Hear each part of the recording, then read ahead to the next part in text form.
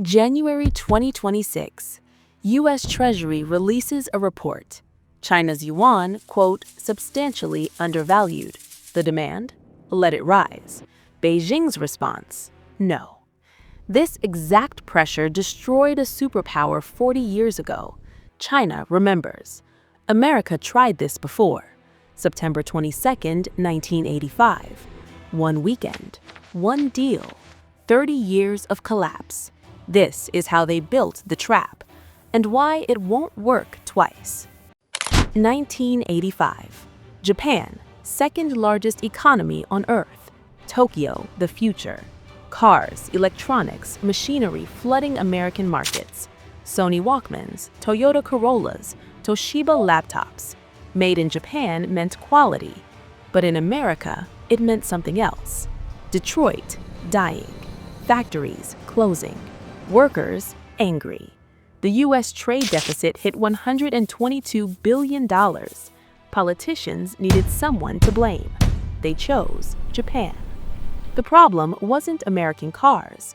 It was the dollar. Between 1980 and 1985, the dollar rose 50% against major currencies. American exports, too expensive. Japanese imports, too cheap. The math didn't work, so Washington decided to change the math. September 22, 1985. Plaza Hotel, New York City. A private meeting. 5 nations: United States, Japan, West Germany, France, United Kingdom. Finance ministers and central bankers. The room closed to the press. What they agreed that day would reshape the world. The Plaza Accord. The plan? Weaken the dollar, strengthen the yen, make American goods cheaper, Japanese goods more expensive. For Japan, the message was clear. Sign this, or face tariffs, quotas, a trade war that would destroy your export economy. Japan had no choice. They signed. The yen was 240 to the dollar. Within 2 years, 120. Japanese exporters' revenue cut in half overnight. Toyota, Honda, Sony, all watching profits collapse. To save the economy, Japan did what seemed logical. The Bank of Japan slashed interest rates, flooded the country with cheap money. The goal, keep businesses alive. The result? A bubble, the biggest in history. Tokyo, 1989. Land prices up 5,000% since 1956. Prime Tokyo land, $139,000 per square foot, 350 times more expensive than Manhattan. The Imperial Palace grounds worth more than all of California. The entire Japanese property market 4 times the value of the entire United States. Golf club memberships sold for millions. Banks lent freely. Everyone believed one thing: land prices only go up. The Nikkei stock index hit 38,935. Japan looked unstoppable. Books predicted Japan would overtake America. Then 1990 arrived. The bubble burst. The Nikkei fell to 17,000, over 50% gone. Real estate crashed 90% in some areas. The Imperial Palace that was worth California, worth a parking lot. 212,000 businesses went bankrupt. 5 million people unemployed. Families lost everything.